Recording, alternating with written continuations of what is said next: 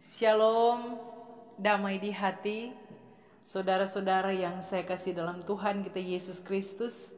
Kembali lagi bersama dengan saya Pendeta Feralina Lahiwu dalam channel YouTube ini. Saya percaya bahwa kita semua diberkati oleh Tuhan, sehingga sampai hari ini Tuhan tidak pernah meninggalkan kehidupan kita. Kedatipun dalam perjalanan hidup yang ada, kita tidak pernah lepas dari tantangan, pergumulan, masalah hidup. Namun kalau kita berpegang pada Tuhan, maka kita akan keluar sebagai pemenang. Amin, saudara-saudara. Ya, saat ini kembali saya rindu untuk men-share kebenaran firman Tuhan sesuai dengan pembacaan gereja kita, Gereja Masehi Injili di Minahasa, dari tanggal 15 sampai 21 Mei 2022, yaitu dalam kitab Amsal pasal 2 ayat 1 sampai ayatnya yang ke-22. Namun sebelum kita membaca Alkitab, mari kita berdoa. Ya Tuhan Allah, saat ini kami akan membaca firman-Mu. Biarlah kebenaran firman Tuhan ini memberkati kami, agar dengan hikmat-Mu Tuhan, kami mampu memahami sabda firman-Mu, sehingga kami mampu mempraktekkan itu dalam kehidupan kami sebagai orang-orang yang percaya kepadamu. Berfirmanlah ya Tuhan Allah, kami telah siap untuk mendengarnya. Amin. Saudara-saudara, mari kita membaca bagian ini secara bersama-sama. Amsal pasal 2 ayat 1 sampai ayatnya yang ke-22. Lembaga Alkitab Indonesia memberi judul Faedah daripada menuntut hikmat. Hai anakku, jikalau engkau menerima perkataanku dan menyimpan perintahku di dalam hatimu, sehingga telingamu memperhatikan hikmat, dan engkau mencenderungkan hatimu kepada kepandaian. Ya, jikalau engkau berseru kepada pengertian dan menunjukkan suaramu kepada kepandaian, jikalau engkau mencarinya seperti mencari perak dan mengejarnya seperti mengejar harta terpendam, maka engkau akan memperoleh pengertian tentang takut akan Tuhan dan mendapat pengenalan akan Allah, karena Tuhanlah yang memberikan hikmat. Dari mulutnya datang pengetahuan dan kepandaian. Ia menyediakan pertolongan bagi orang yang jujur, menjadi perisai bagi orang yang tidak bercela lakunya, sambil menjaga jalan keadilan dan memelihara jalan orang-orangnya yang setia. Maka engkau akan mengerti tentang kebenaran, keadilan, dan kejujuran, bahkan setiap jalan yang baik. Karena hikmat akan masuk ke dalam hatimu, dan pengetahuan akan menyenangkan jiwamu.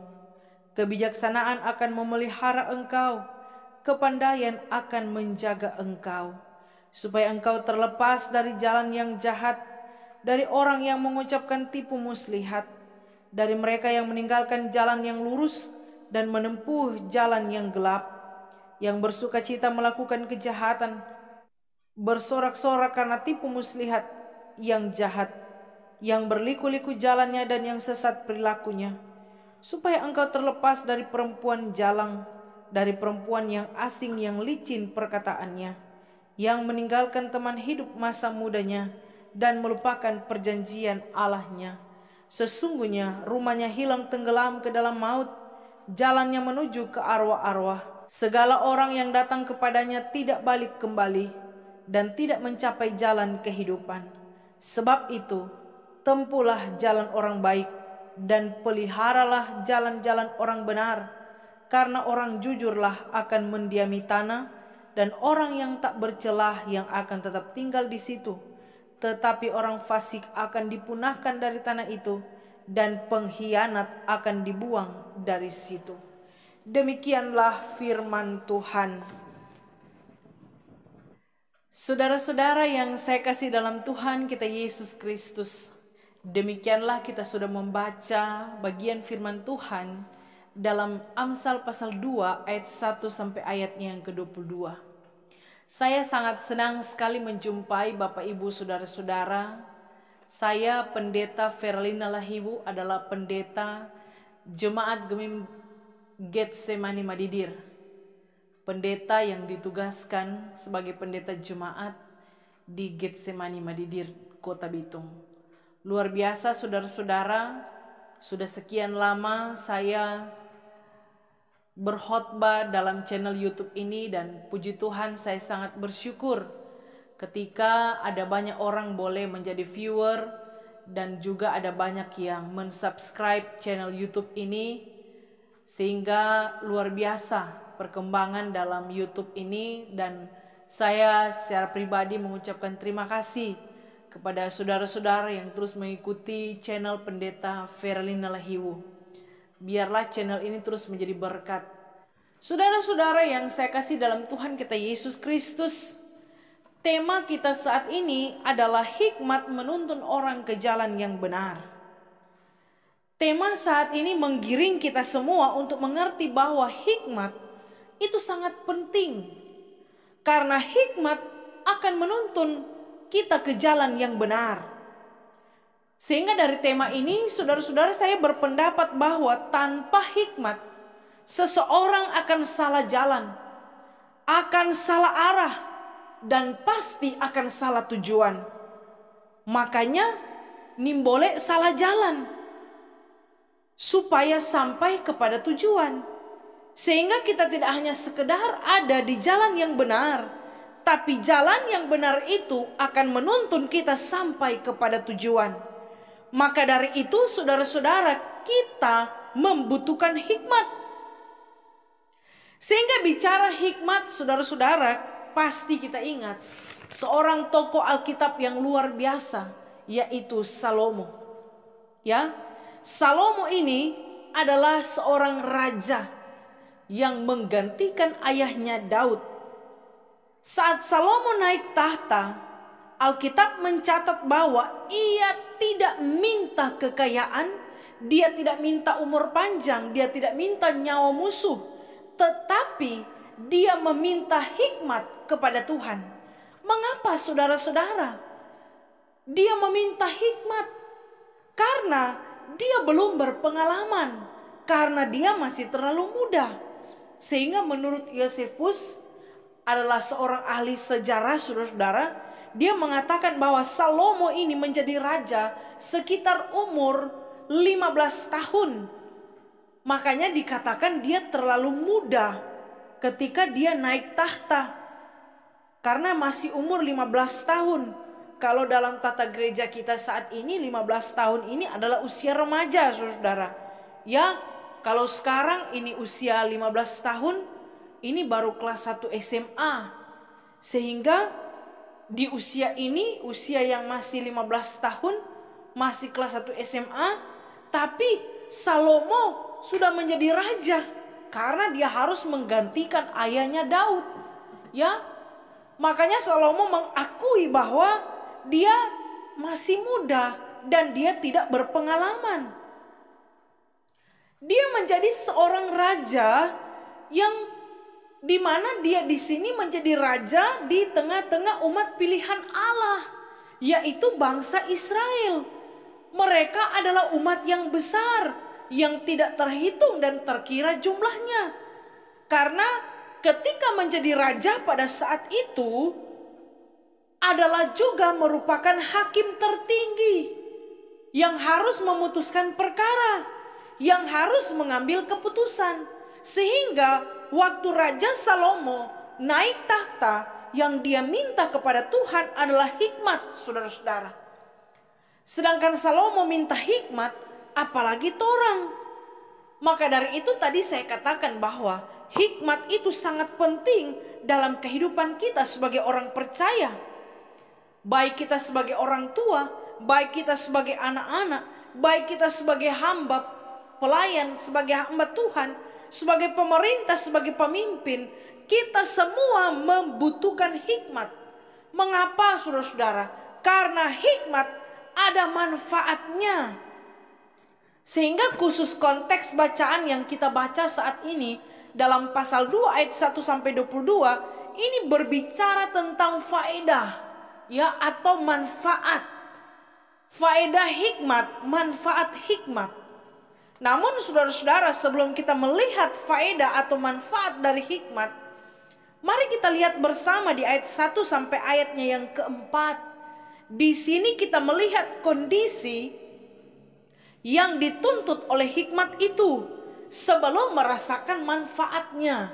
Contoh saudara-saudara ya, kalau torang pe kaki rasa sakit, kong torang gosok minyak ya, mengoleskan minyak di bagian kaki yang terasa sakit. Tentunya saudara-saudara kita akan merasakan manfaat dari minyak itu setelah kita mengoles di bagian kaki yang sakit. Manfaatnya, dampaknya adalah ketika oles minyak tuh kaki so rasa sedap, so rasanya sakit, so rasa baik. Tapi kalau torang nyanda oles itu minyak, nyanda gosok saudara-saudara, torang ndak akan rasakan manfaat dari minyak itu. Sama lah dengan hikmat ya. Manfaat hikmat akan dirasakan saat kita melakukan yang dikatakan oleh guru hikmat pada ayat 1 sampai ayatnya yang keempat. Di sini dikatakan, hai anakku, jikalau ya, ada berapa kata ya, jikalau di sini disebutkan saudara-saudara. Di ayat yang ke-1, di ayat yang ketiga dan ayat yang keempat. Luar biasa. Makanya di sini dikatakan hukum sebab akibat. Jika maka ya, jika maka. Makanya di sini jikalau engkau ya, di ayat yang pertama dikatakan bahwa hai anakku, jikalau engkau menerima perkataanku dan menyimpan perintahku di dalam hatimu. Jadi saudara-saudara, kita akan merasakan manfaat dari hikmat itu ketika kita melakukan apa yang disampaikan oleh guru hikmat di ayat yang pertama ini sampai ayat yang keempat. Jikalau kita menerima dan menyimpan hikmat itu. Ada dua kata di sini saudara-saudara, ya, menerima dan menyimpan. Ini dua kata ini sangat penting. Maka dari itu tidak cukup untuk menerima saudara-saudara.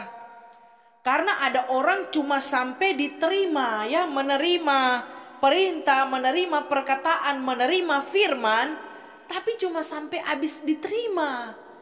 Setelah terimanya tidak simpang dong, buang saudara-saudara. Ini yang jadi persoalan.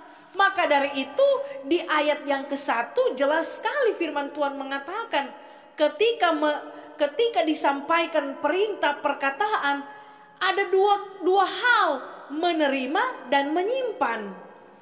Ya, bahkan dikatakan dan menyimpan perintahku di dalam hatimu. Jadi saudara, ketika menerima hikmat, menyimpan itu di dalam hati, bukan simpang di mulut. Ada orang cuma jago mulut saudara-saudara ya. Kalau di mulut cepat tak keluar saudara. Makanya firman Tuhan bilang, simpan di dalam hatimu. Ya, di dalam hati kita harus menerima dan menyimpan hikmat itu. Menerima dan menyimpan firman itu dalam kehidupan kita. Saya bertanya saudara, mengapa hati? Ya, mengapa hati yang disebutkan oleh bagian bacaan firman Tuhan ini? Karena hati adalah organ sentral yang menentukan sikap hidup. Mengapa hati saudara? Hati adalah bagian yang terdalam dari manusia. Maka dari itu firman Tuhan bilang, terima hikmat, firman Tuhan itu bukan hanya terima, tapi simpan di hatimu. Sama saudara-saudara ya, kalau orang mau simpang doi Kang, apalagi ibu-ibu, kalau mau simpang doi ukurnya mau dapat saudara ya. Dan dia selalu pada taruh di mana tuh doi dari simpang. Karena memang kalau mau simpang kan bye-bye memang supaya orang yang mau dapat saudara ya. Ini luar biasa saudara bagian firman Tuhan yang kita baca saat ini. Ya, lebih aneh bapak-bapak kan kalau dia simpang doi, memang dongnya sejak simpang di baju-baju, dongnya simpang di dalam lemari, dong simpang dalam sepatu saudara ya. Supaya nyak mau dapat tahu itu doi dah simpang di mana ya. Luar biasa saudara. Sehingga di sini firman Tuhan mau mengatakan kepada kita untuk mau menerima firman itu, mau menerima hikmat itu saudara, kita kita harus membuka hati kita untuk menerima hikmat, menyimpan hikmat itu dalam kehidupan kita, dalam hati kita. Makanya yang tidak terima dan simpan hikmat, saya mau katakan berarti jadi bodoh. Tapi kalau kita mau terima dan simpan hikmat, itu luar biasa yang kita jalani dalam kehidupan kita. Ini bagian yang pertama, saudara ya. Untuk merasakan manfaat hikmat, kita harus menerima dan menyimpan. Jangan terima, kong buang. Bahaya, saudara. Jadi dua kata ini berkaitan erat. Ya, terima, simpan. Amin, saudara. Ya, jangan terima, buang. Ini yang jadi soal. Namun yang kedua, untuk dapat merasakan manfaat hikmat, yang kedua adalah kesungguhan untuk memperoleh hikmat. Makanya di ayat yang kedua sampai ayat yang keempat, di situ dikatakan bahwa sehingga telingamu memperhatikan hikmat dan engkau mencenderungkan hatimu kepada kepandaian. Ya, jikalau engkau berseru kepada pengertian dan menunjukkan suaramu kepada kepandaian, jikalau engkau mencarinya seperti mencari perak dan mengejarnya seperti mengejar harta terpendam. Jadi saudara-saudara, ada bagian-bagian yang disebutkan oleh firman Tuhan ini. Pertama, telinga yang memperhatikan. Apa artinya, saudara ya? Merasakan manfaat hikmat. Ini telinga ini mesti berdengar ya. Berdengar dengan baik, mendengar dengan benar, saudara-saudara. Jadi telinga harus memperhatikan. Artinya apa? Fokus, saudara-saudara. Karena kalau tidak perhatikan, wah bahaya. Ya, bisa gagal, saudara-saudara. Bisa gagal fokus kalau tidak perhatikan. Contoh ya, saudara, kalau mau perjamuan begitu kan, perjamuan meja, saudara, ya, pendeta baru bilang ambillah. Kalau orang tidak perhatikan dengan baik doh, kaget suruh ambil lah, langsung talang ini saudara itu anggur. Karena tidak perhatikan ya, serta minumlah dia punya so habis saudara. Ini pun sering terjadi ya saudara. Sehingga sangat penting kita untuk memperhatikan. Ya, telinga ini memperhatikan hikmat itu. Makanya buka telinga kita saudara. Jangan menutup telinga pada hikmat, tapi membuka telinga kita, memperhatikan hikmat. Sehingga benar-benar kita akan fokus dalam menjalani kehidupan ini. Dan dikatakan mencenderungkan hati. Cenderung ini apa? Ini keinginan yang kuat. Jadi untuk memperoleh hikmat membutuhkan kesungguhan, keinginan yang kuat, saudara-saudara. Ya, kalau orang pernah punya keinginan yang kuat ya, misalkan kita punya keinginan sekali untuk beli handphone. Jadi memang kuat sekali tapi keinginan untuk beli handphone seperti itu saudara. Kesungguhan kita untuk memperoleh hikmat. Dan dikatakan berseru. Ya, di sini jikalau engkau berseru kepada pengertian. Jadi mengapa saudara dikatakan berseru? Tidak hanya sekedar berkata atau berbicara, tapi di sini dipakai kata berseru. Berseru artinya memanggil dengan suara nyaring.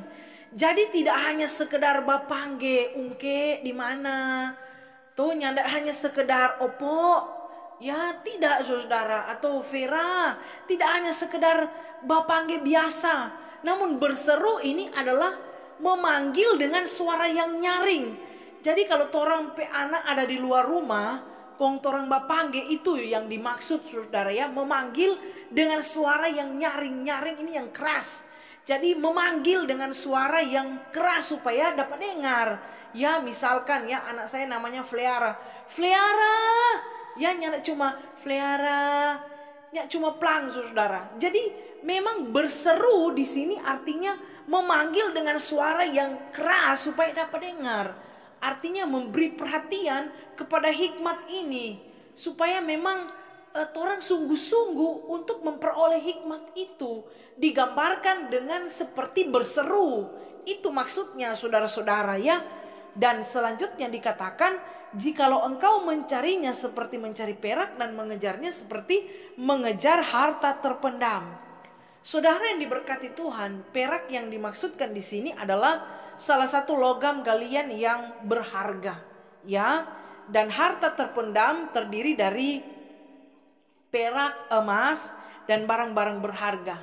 Dan saudara-saudara, ada kebiasaan orang Israel pada waktu itu, mereka menyembunyikan barang berharga itu di dalam tanah. Makanya di sini digambarkan untuk memperoleh hikmat itu memang membutuhkan kesungguhan, ya, sungguh-sungguh mencari, seperti mencari perak, artinya sesuatu yang sangat berharga. Jadi hikmat ini digambarkan sebagai sesuatu yang sangat berharga, seperti seseorang mencari atau mengejar barang berharga di dalam tanah, saudara. Ya, ini digambarkan demikian karena kebiasaan orang-orang yang hidup pada saat itu, orang Israel. Jadi seperti itu untuk mencari hikmat, karena barang ini sangat berharga. Jadi mesti cari, ya, cari, memang betul-betul cari dalam tanah sampai dapat, saudara. Misalnya contoh juga, kalau misalkan orang barang emas, ya, emas, misalnya anting, ya, atau kalong atau gelang, saudara, atau cincin misalnya. Contoh saya, ya, misalnya anting saya jatuh, ya, entah di mana, tapi jatuhnya dalam rumah. Kalau itu sesuatu yang berharga, saudara, ya, kita nggak cuma cari sekilas, ya, tapi memang sungguh-sungguh cari. Pokoknya dari muka sampai dapur, dari kamar sampai di luar, ya, tetap cari, saudara. Mau angka itu kursi, mau angka itu taplak meja, mau angka itu spray, cari. Memang sungguh-sungguh cari. Cari, jangan hanya sekedar cari, tapi memang cari sampai dapat, ya. Karena itu sesuatu yang berharga. Begitu juga dengan hikmat, ya. Memang kita mencari hikmat itu seperti mencari barang berharga. Namun barang berharga, emas, perak sekalipun tidak bisa dibandingkan dengan hikmat. Karena hikmat lebih berharga dari emas, perak, dan barang berharga lainnya, saudara. Makanya betapa sangat penting hikmat itu, betapa hikmat itu sangat berharga di tengah-tengah kehidupan kita. Sehingga kita harus pertama menerima dan menyimpan hikmat itu. Namun yang kedua, kita harus sungguh-sungguh memperoleh hikmat itu. Tadi yang saya jelaskan, ya, telinga harus memperhatikan, hati harus cenderung berseru dan juga mencari serta mengejar. Bayangkan, saudara, seluruh tubuh ini, diri kita ini digerakkan untuk mencari hikmat, untuk menemukan hikmat, untuk memperoleh hikmat. Disinggung tadi masalah hati, masalah mulut berseru, masalah tangan mencari, masalah kaki mengejar. Memang seluruh tubuh ini digerakkan untuk memperoleh hikmat, karena betapa berharganya hikmat itu di tengah-tengah kehidupan kita sebagai orang percaya. Namun ada orang tidak mau memperoleh hikmat, saudara. Ya, ada orang tidak mau menjalani kehidupan dengan hikmat yang Tuhan berikan. Ada orang yang bodoh dalam bertindak, saudara-saudara. Sehingga orang yang memperoleh hikmat ini bukan hanya orang yang pengetahuannya yang tinggi, saudara. Hikmat berbicara lebih daripada itu. Sehingga ini mengingatkan kepada kita semua betapa berharganya hikmat itu. Sehingga penting menjalani kehidupan ini dengan hikmat yang Tuhan berikan.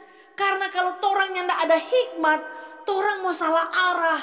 Kalau torang yang tidak ada hikmat, torang mau salah jalan. Makanya tema yang diangkat, hikmat menuntun orang ke jalan yang benar.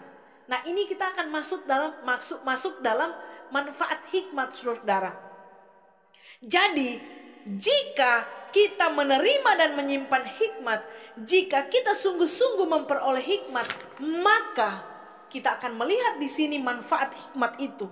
Yang pertama, saudara-saudara, dikatakan di ayatnya yang kelima, maka engkau akan memperoleh pengertian tentang takut akan Tuhan dan mendapat pengenalan akan Allah. Luar biasa saudara ya. Jadi manfaat hikmat yang pertama, takut akan Tuhan.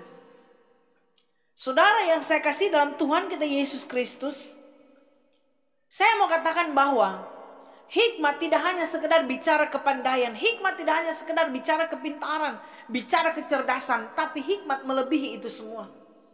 Ya. Makanya saya mau katakan saat ini bahwa hikmat ini bicara dimensi ilahi. Sehingga takut akan Tuhan itulah hikmat. Kita boleh pandai, kita boleh pintar, kita boleh cerdas, orang boleh jago saudara. Tapi tanpa takut akan Tuhan semua tidak ada gunanya. Apa artinya gelar kita di muka belakang saudara, tapi tindakan kita bodoh, tapi sikap kita bodoh. Ya, kita seperti orang yang tidak memiliki pengetahuan dalam hidup kita karena tidak ada hikmat. Padahal itu gelar sunai baku dukung saudara. Makanya tadi saya katakan betapa penting hikmat itu. Karena hikmat bicara dimensi ilahi. Orang yang berhikmat adalah orang yang takut akan Tuhan. Makanya anak-anak, orang tua, bapak, ibu, anak muda, setengah muda, mengkal, ya setengah tua, tak tua-tua. Kita butuh hikmat dari Tuhan. Kita harus hidup takut akan Tuhan. Makanya orang berhikmat tadi saya katakan pasti takut akan Tuhan. Memang hikmat tidak bisa ditakar, tidak bisa diukur saudara. Tapi cara hidup takut akan Tuhan membuktikan seseorang itu berhikmat di dalam Tuhan. Amin saudara-saudara. Sehingga apapun status kita, apapun jabatan kita, apapun gelar yang kita peroleh, kalau kita tidak takut Tuhan, kita tidak berhikmat. Namun saudara, dalam kehidupan yang kita jalani, saat kita hidup takut Tuhan, kita adalah orang berhikmat. Amin saudara. Sehingga mari cek pribadi kita, cek hidup kita. Apakah kita sudah takut Tuhan atau nyanda saudara? Kage enter Tuhan tonya tako ini. Ini yang jadi persoalan orang yang hidup di masa ini saudara. Makanya dikatakan kalau kita takut akan Tuhan, ya, Dia menyediakan pertolongan bagi orang yang jujur. Dia menjadi perisai bagi orang yang tidak bercelah lakunya. Dia menjaga jalan keadilan dan memelihara jalan orang yang setia. Luar biasa saudara. Makanya betapa penting jadi orang yang takut Tuhan. Jadi orang yang jujur, tidak bercela, adil dan setia dalam kehidupan yang ada. Sehingga kalau hari-hari ini kita menjadi orang-orang yang tidak takut akan Tuhan. Di dunia pekerjaan orang sudah takut Tuhan. Di dunia pelayanan dimanapun kita berada. Kalau kita tidak takut Tuhan saudara, mari kita minta ampun. Biar Tuhan memampukan kita untuk hidup takut akan Dia. Makanya minta hikmat dari Tuhan. Karena orang berhikmat pasti takut Tuhan. Amin saudara-saudara. Yang kedua, manfaat hikmat. Ya, di ayatnya yang ke-12 dikatakan supaya engkau terlepas dari jalan yang jahat dan dari orang yang mengucapkan tipu, muslihat dan seterusnya saudara. Ini sampai ayat 15. Artinya apa saudara-saudara? Ya, manfaat yang kedua adalah terlepas dari jalan yang jahat. Hikmat menuntun orang ke jalan yang benar, bukan jalan yang salah, apalagi jalan yang jahat. Jalan akan menentukan arahmu kemana. Jalan akan menuntun langkahmu sehingga jangan sampai salah jalan. Makanya hikmat ini menuntun untuk supaya orang yang tidak salah jalan, agar supaya orang yang tidak ada di jalan yang jahat. Amin saudara-saudara. Jadi terlepas dari jalan yang jahat. Artinya apa? Terlepas dari pengaruh jalan jahat atau jalan gelap. Jalan jahat ini saudara diartikan sebagai sikap atau perilaku. Maka dari itu yang dimaksudkan dalam firman ini, manfaat yang kedua adalah terlepas dari perilaku atau sikap hidup yang jahat. Ya, luar biasa saudara. Orang kalau berhikmat, dia nyak mau bikin kejahatan. Amin. Orang kalau berhikmat, dia tidak akan melakukan yang jahat. Ya, orang kalau berhikmat, dia tidak akan mengucapkan tipu muslihat. Artinya apa? Orang kalau berhikmat yang putar balik saudara. Yang nak pambaleo orang kalau berhikmat. Amin saudara. Ya.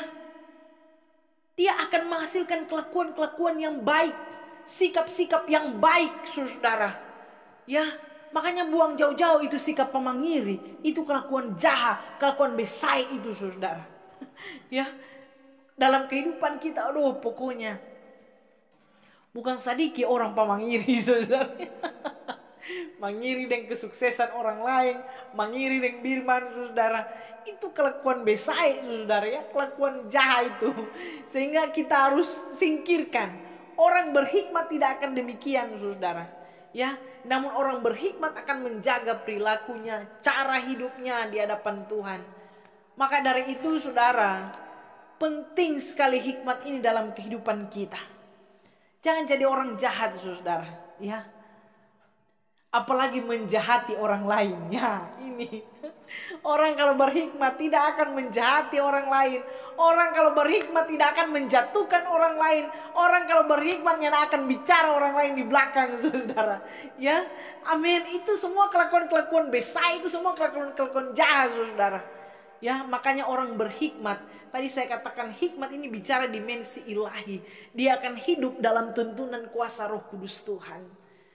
Yang ketiga saudara, manfaat hikmat adalah di sini disebutkan di ayat yang ke-16, supaya engkau terlepas dari perempuan jalang, dari perempuan yang asing yang licin perkataannya. Terlepas dari perempuan jalang. Saudara, perempuan jalang di sini diterjemahkan pelacur. Ya. Kalau kita tahu bersama pelacur adalah orang yang tidak setia, ya. Sehingga saudara-saudara, ketidaksetiaan perempuan atau pelacur kepada kekasihnya, kepada suaminya, di sini digambarkan yang meninggalkan teman hidup masa mudanya dan melupakan perjanjian Allahnya. Artinya apa? Ketidaksetiaan perempuan kepada suaminya sama dengan ketidaksetiaan kepada perjanjian dengan Allah. Sehingga saudara, ternyata penting dalam kehidupan ini.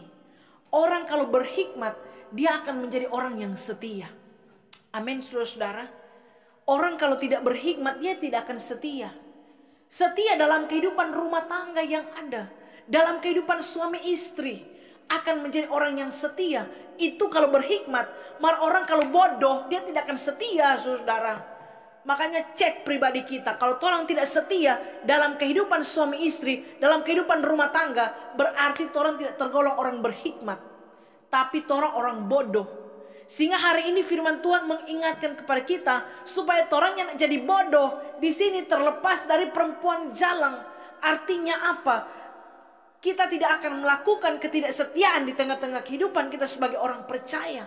Apalagi perjanjian kita kepada Tuhan Allah. Makanya ada dampak di sini yang tidak setia. Sesungguhnya ayat 18, rumahnya hilang tenggelam ke dalam maut, jalannya menuju ke arwah-arwah. Artinya apa saudara-saudara? Ya, rumahnya di sini tidak hanya bicara rumah secara fisik, tetapi dia sendiri. Tenggelam ke dalam maut artinya apa? Dia sendiri akan masuk ke dalam maut. Dalam jurang kebinasaan. Makanya Paulus bilang upah dosa adalah maut. Orang yang sering melakukan dosa, banyak melakukan kejahatan, upah dosa adalah maut. Maut ini bicara apa? Menuju pada kebinasaan. Ya, tidak akan menerima kehidupan yang kekal. Tidak akan menerima bagian yang sudah Tuhan janjikan di tengah-tengah kehidupan kita. Maka dari itu hikmat akan menuntun kita pada kehidupan, bukan pada kematian. Akan menuntun kita pada kehidupan yang dijanjikan Tuhan, bukan pada kebinasaan, saudara-saudara. Bukan pada kehancuran, bukan pada upah dosa dalam maut. Ini mengingatkan kepada kita semua untuk belajar menjadi orang yang setia. Di tengah-tengah kehidupan keluarga, di tengah-tengah pelayanan, jadilah orang yang setia. Jadi pelayan yang setia. Pelayan yang berhikmat adalah pelayan yang setia mengerjakan tugas tanggung jawab yang ada. Amin, saudara-saudara. Semoga firman ini memberkati kita semua. Di ayat yang ke-20 dikatakan, ya, ini klimaksnya. Sebab itu, tempuhlah jalan orang baik dan peliharalah jalan-jalan orang benar. Karena orang-orang yang demikian pasti diberkati oleh Tuhan. Luar biasa, saudara. Semoga firman ini membekali kita, menguatkan kita, menyegarkan iman kita, bahkan memproses kita semua. Biar kita menjadi orang-orang yang berhikmat. Karena hikmat Tuhan menuntun kita untuk berada di jalan yang benar, dengan tujuan yang benar. Sehingga saudara, kalau orang salah jalan, yang ada jalan lain selain kembali. Kembali pada Tuhan, ikuti jalan Tuhan, ikuti relnya Tuhan. Sehingga kita akan menemui apa tujuan Tuhan di tengah-tengah kehidupan yang kita jalani dalam hidup ini. Amin, saudara-saudara. Biarlah firman ini memberkati kita semua. Terpujilah nama Tuhan. Amin. Mari berdoa. Terima kasih untuk firman-Mu Tuhan. Kami percaya firman ini memberkati kami. Firman ini memotivasi kami. Diingatkan bagi kami untuk menerima dan menyimpan hikmat. Dan sungguh-sungguh memperoleh hikmat itu. Karena ada manfaat dari hikmat. Yaitu supaya kami menjadi takut akan Tuhan. Supaya kami terlepas dari jalan yang jahat. Supaya kami menjadi orang-orang yang setia kepada Tuhan. Biarlah senantiasa kebenaran firman ini dapat kami wujud nyatakan, praktekan di tengah-tengah kehidupan yang kami jalani. Terpujilah nama Tuhan, ini doa kami. Dalam nama Tuhan Yesus kami berdoa kepadamu. Amin. Demikianlah saudara-saudara, luar biasa, puji Tuhan. Jangan lupa untuk terus mendukung channel Pendeta Feral Nulahiwu dengan cara subscribe, like, dan tulis komentar positif. Serta bagikan channel khotbah YouTube ini ke banyak orang supaya ada banyak orang diberkati. Terima kasih. Shalom, damai di hati. Sampai jumpa lagi, saudara.